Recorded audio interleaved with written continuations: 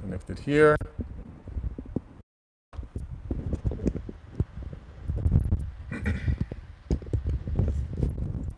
Okay, done. All right. Good, good. Good morning, good afternoon, good evening, everyone. Danny here, speaking to you guys from California, Southern California. Thank you for spending the day with me. Yeah, hopefully that will work. And thank you for taking the time. We do this session every Friday at 11 a.m. Pacific time, 11 a.m. Pacific time. And for those of you who wonder why I speak in English, it's because this is open to the public and we have investors from different backgrounds, different areas, different languages joining us. And we have people who listen to the recording, so you are most able to benefit from it on our podcast, on YouTube, and even on here, of course. So thank you for taking the time.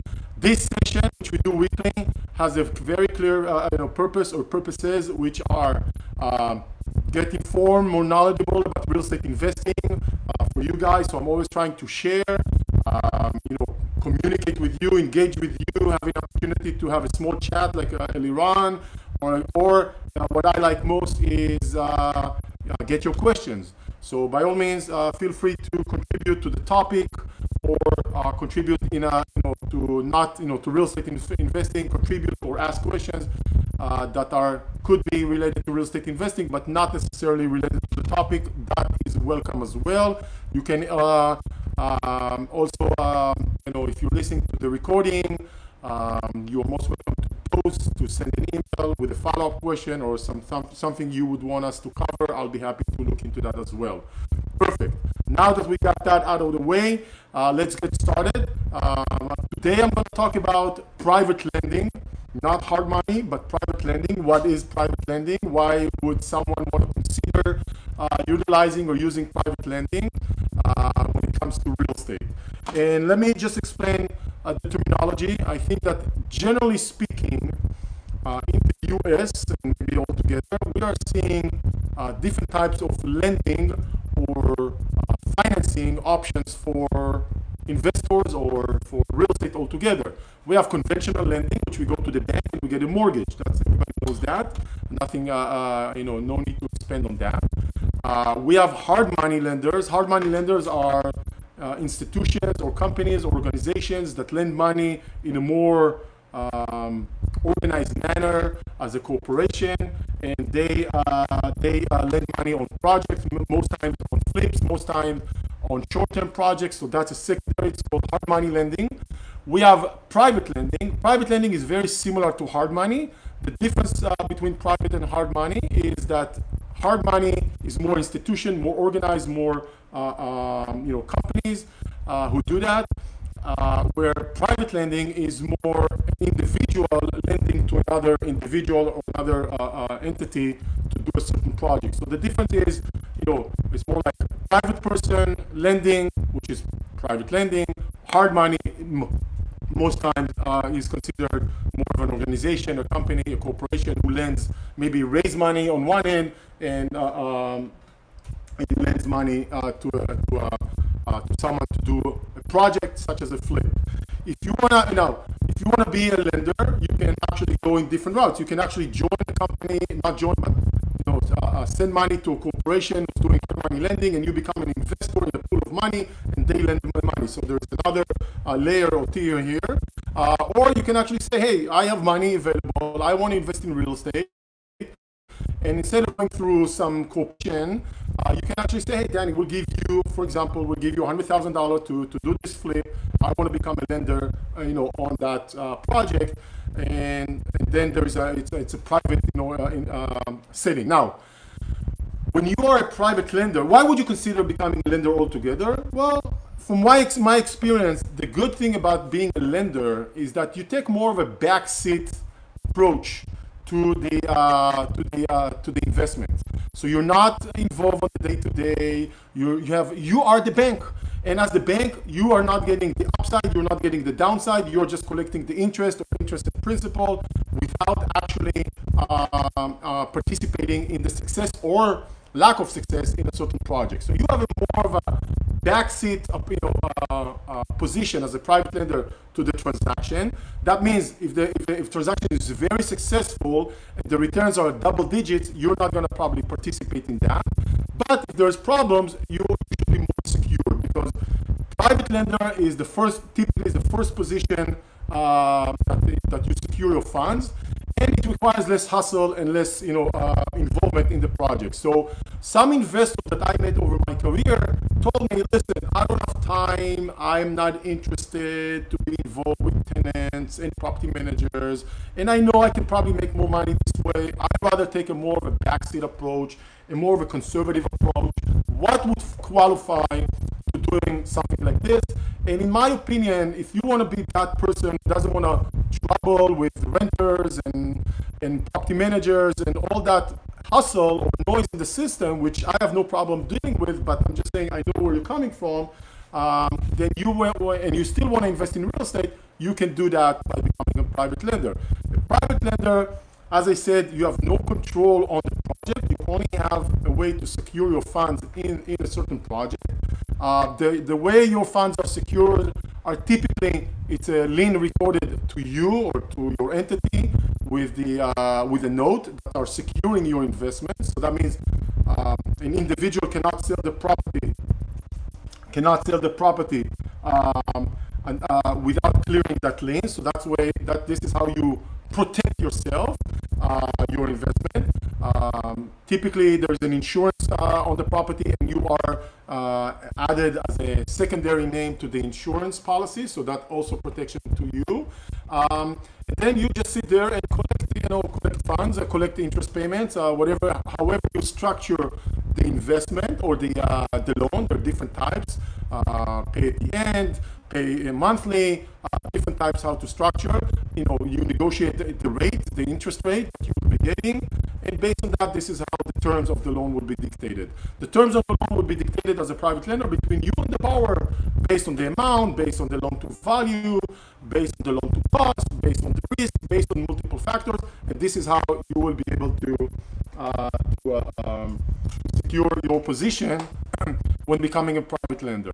So if you want to be that person, you can say, listen, I don't want to be, it's more, I think it's a method for someone to invest in real estate, get anywhere from 7 to 12% interest rate, depending on the terms, depending on the negotiated terms. I've seen anywhere from 6 to 14% and even higher. So it's really depending on what you negotiate with the borrower. And then you are more of a backseat person. You just sit there and collect the rent. And then you are becoming a lender, involving that deal. I'm not going to go into all the other details of hard money and other types of lending, but just generally speaking, this is what private lending is all about. There are ways to secure yourself. I think it's important to know who you're working with. Always make sure you secure your investment, your funds, and based on that, decide who to lend to. And I think it is a great way if you want to be involved in real estate without the hustle. You're not going to get those high returns, but you're also taking a more conservative approach to investing in real estate. So this is what I want to cover about private lending. I think that's a question that comes up, when I speak to investors every once in a while. So I thought it would be interesting to bring it up to this, forum. If you have any questions, do let me know regarding private lending, regarding other aspects of lending, and regarding real estate investing altogether.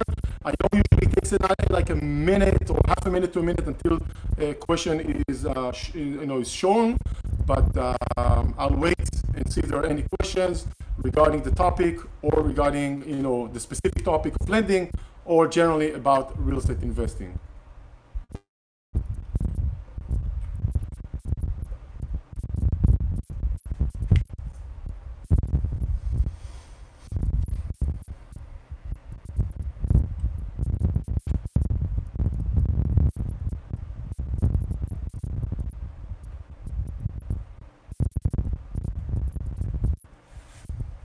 if there are no questions, we can wrap up for today. That's always okay to do so as well.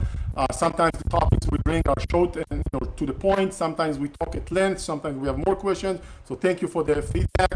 I'll wait a little bit longer, and if we have no questions, we will wrap it up for today, which is quite all right by me. This time, this session is all about engaging with you and providing information and sharing, and getting your questions. So I have covered what I wanted to do today, and I'll just wait another few seconds. And with no questions, I see they're not coming in. We will call it a wrap. So thank you very much for taking the time. Like I said, we are doing this. Oh, okay.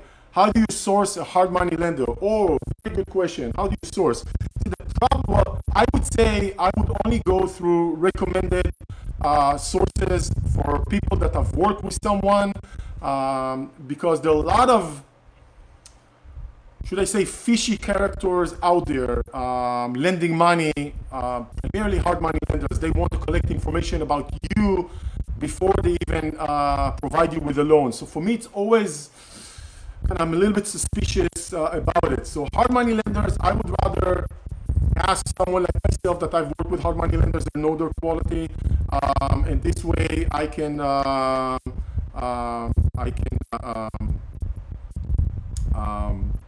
see if those are good, people have a good experience with them. You just randomly go out and search, although there are plenty of sales return. I would not just randomly search for a hard money lender just because someone has a good website or a nice website. I'm always cautious. I'm always a little bit concerned because it's not very regulated or partially regulated,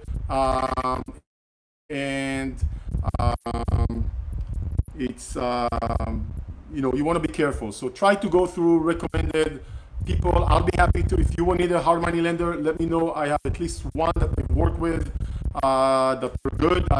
So far nothing, I have no issues with them. So I'll be happy to share that with you. Thank you for the question.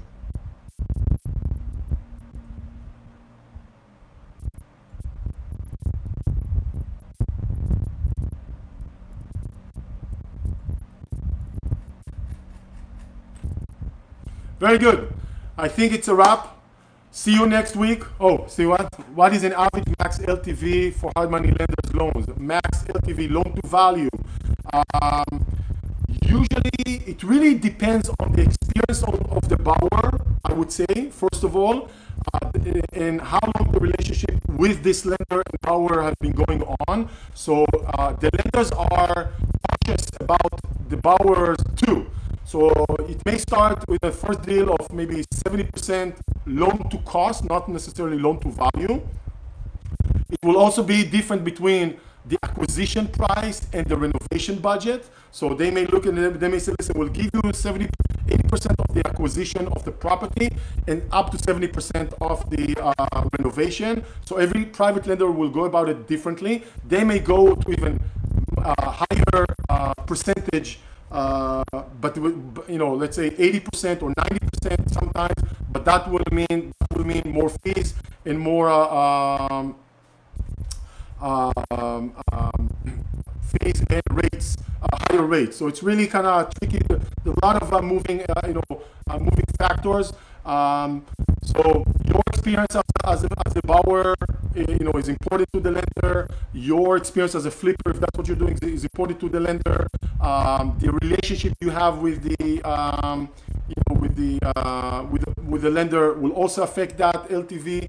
And remember, there's LTV, loan to value, and there's LTC, loan to cost. Those those are the things that are put into play when deciding on the rates and the rate a certain lender will be willing to give. And every lender is going to be a little bit different. Some will be more reluctant to give higher rates, and more a higher loan to value, and some less.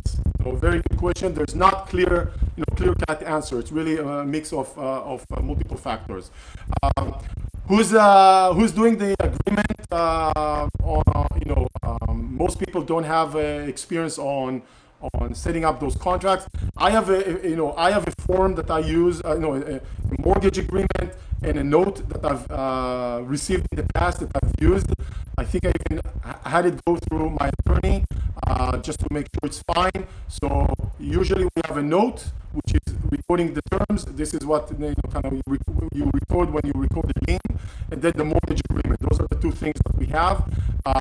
You can do it. You can search online. You can talk to an attorney. You can have the one that we use, and then if that's what you're looking to do, and then have a lender review it with your attorney. So there are obviously different ways how to go about it. How much money? How much of the money in the loan is protected? It's a very good question. I think for the most part, because you have the first lien position, you are very protected. However, as a lender, if your borrower walks away, so to speak, which could happen, right? Let's just say it could happen, and let's say you have a project that's worth $200,000, and you lent $100,000, then there's a very good chance you'll be able to sell that house, take possession of that property and sell that house to the amount of the loan, or even higher, if that happens. So the question is more of, you should ask yourself, what happens if the borrower takes off, okay, for whatever reason, right?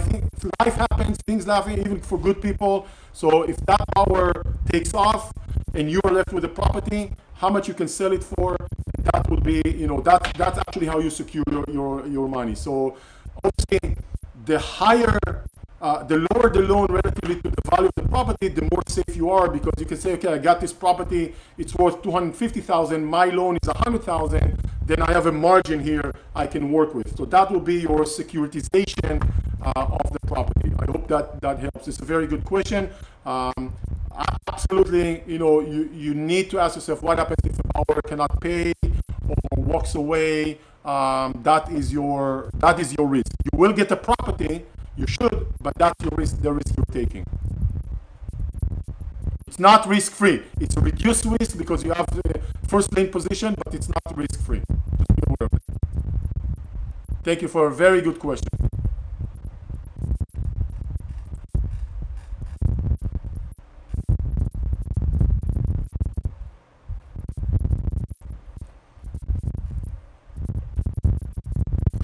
Very good. Let's wrap it up for today. Thank you, everyone. Oh, I see more comments. What expenses I have in such incidents? I don't know what expenses you will have if you need to repossess as a private lender the property. I have no idea. I'm sure there's going to be some expenses there. Usually, there are expenses to record the lien. And which is depending on the amount of the lien. So usually when you have a $100,000 loan, it's going to be one fee, but in a $200,000 loan will be a different fee. So it really depends on that aspect.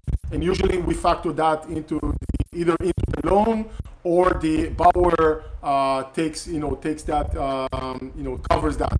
So it's all part of what we negotiate. So the cost that you would have on your end is maybe have an attorney review the mortgage and note. That will be something on your end. And then when we record the lien, there's a fee based on the amount of the loan.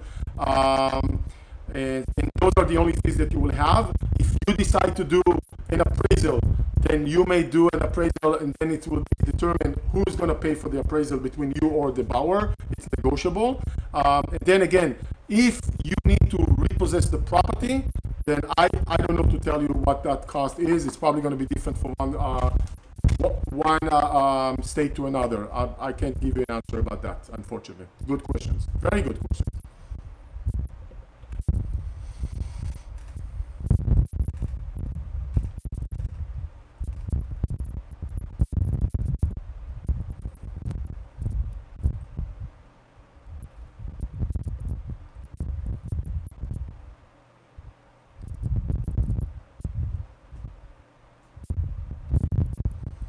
Very good.